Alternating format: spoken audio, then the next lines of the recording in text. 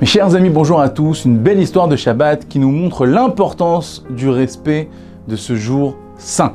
Au fil des ans, Moshe Goldman a travaillé comme menuisier, employé d'une usine de textile, puis ouvrier dans une entreprise d'embouteillage à New York. Cela se passait ainsi en Amérique du début des années 1900, censée être une terre d'occasion en or. Malheureusement, de nombreux juifs succombaient à leurs besoins d'argent et profanaient le Shabbat en travaillant durant ce jour. Mais Moshe fait partie de la minorité, dont la foi est inébranlable. Il est arrivé en Amérique 2 ans plus tôt avec l'engagement de ne jamais transgresser le Shabbat et il est déterminé à respecter sa promesse coûte que coûte.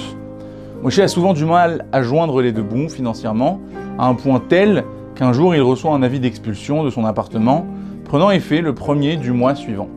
Moshe prend immédiatement rendez-vous avec Mr. Vels, le propriétaire de son immeuble, et implore une extension d'1 mois.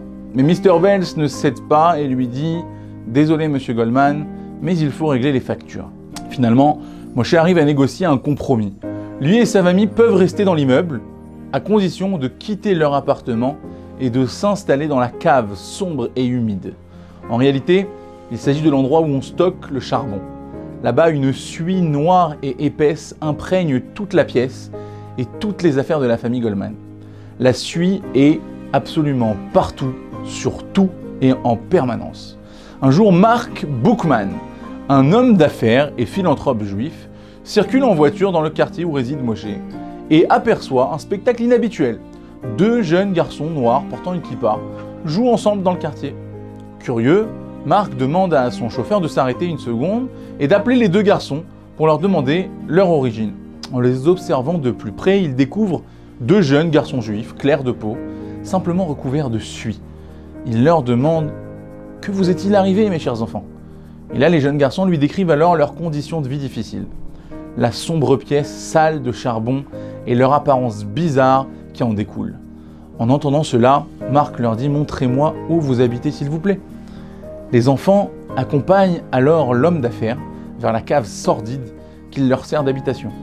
Une fois arrivé, M. Bookman se présente à Mme Goldman et pris de compassion, il sort son chéquier, prend un stylo et lui tend un chèque de 5 000 $, une véritable fortune à cette époque, suffisant pour entretenir toute la famille pendant plus d'1 an. Madame Goldman, très émue, accepte en silence cet argent tellement nécessaire, tandis que M. Bookman s'empresse vite de repartir. Elle a du mal à croire qu'elle tient ce chèque entre ses mains. Un peu plus tard, Moshe rentre à la maison et se rend compte que sa femme est d'une humeur particulièrement joyeuse. Il comprend pourquoi en apercevant le chèque de 5 000 $ posé sur la table. Moshe lui demande « Mais d'où vient ce chèque ?» Et elle lui répond. Plus tôt dans l'après-midi, de manière inattendue, un homme très généreux est venu me le donner. Un certain Mark Bookman. « Eh bien, nous ne pouvons pas l'accepter, répond Moshe. Sa femme n'arrive pas à comprendre. « Mais pourquoi ? Mais pourquoi ne pas l'accepter ? Ce monsieur me l'a donné de tout son cœur. Et tu sais à quel point nous avons besoin de cet argent. » Moshe répond calmement et clairement. « Écoute, je sais qui est ce Mark Bookman. Il ne fait pas Shabbat. Ces 2 dernières années, on s'est sacrifié pour observer le Shabbat à tout prix. Ce n'est pas pour finir par être sauvé financièrement par quelqu'un qui le profane. » Dès le lendemain matin, Moshe se rend chez M. Bookman et lui restitue son chèque en main propre en lui expliquant qu'il ne peut en aucun cas accepter de l'argent de quelqu'un qui ne respecte pas le Shabbat. Les paroles de Moshe bouleversent Mark au plus haut point. Perdu dans ses pensées, il raconte toute l'histoire à son épouse. Les larmes aux yeux, Mark se souvient à quel point lui et sa femme avaient un jour chéri le Shabbat. Mais un jour, lorsque les affaires étaient au plus bas et qu'il manquait d'argent, ils avaient décidé de laisser le magasin ouvert juste pour ce Shabbat. Au bout du compte, progressivement, ils avaient fini par complètement abandonner le judaïsme. La semaine suivante, Mark rend visite à Moshe avec un large sourire.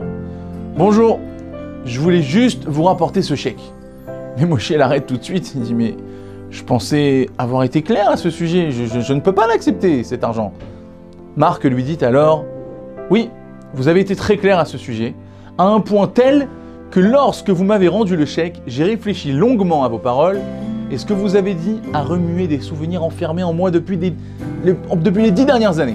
À l'époque, ma femme et moi respections le Shabbat. La semaine dernière, 1 heure avant le coucher du soleil, nous avons annoncé fièrement à tous nos employés que l'entreprise serait désormais fermée jusqu'au dimanche matin. Vendredi après-midi, lorsque j'ai observé ma femme allumer les bougies de Shabbat pour la première fois en 10 ans, j'ai eu l'impression d'être rentré chez moi après un voyage long et solitaire. Moshe, merci de m'avoir ramené à la maison. Shabbat Shalom ou Mevorach.